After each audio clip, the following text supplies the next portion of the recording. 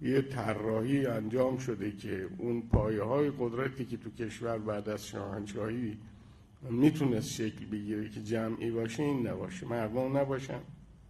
روحانیت که هر وقت مضیقه پیش آمد یه حرکتی میکرد، الان نتونه حرکت کنه. شما میگید علما رو جمع کنید، برای اینکه به اندازه ما نه علما رو میشناسید و نه شرایط اونها رو میتونید درک کنید. چه علمایی که در قم در خونه خودشون یه مشت رجاله بریزن، در خونه یه مرجع عالی قدر در خونه رو بشکنن، فحاشی کنن، برگردن بیان.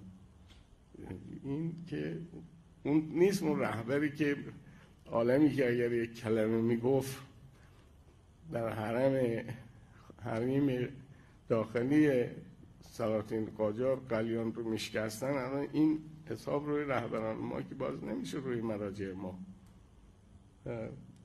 اونا اون نیستن. امام اگر تونستن، بله، اما اون موقع روحانیت مطرودش اون رژیم بود، اما تو دل مردمی واقعا احترام داشت. وقتی که امام حرف میزد خیلی از مردم وظیفه خودشون میدیدن که دنبال این مسئله راه بیفتن و میافتادن. با خیلی چیزها رو تجربه کردیم تو این سالها.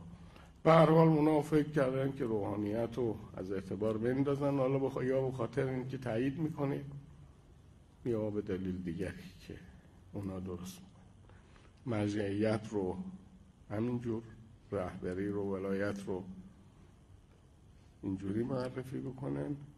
خب دیگه بعد یا هرج و مرج بعد از این یا استبداد مطلق.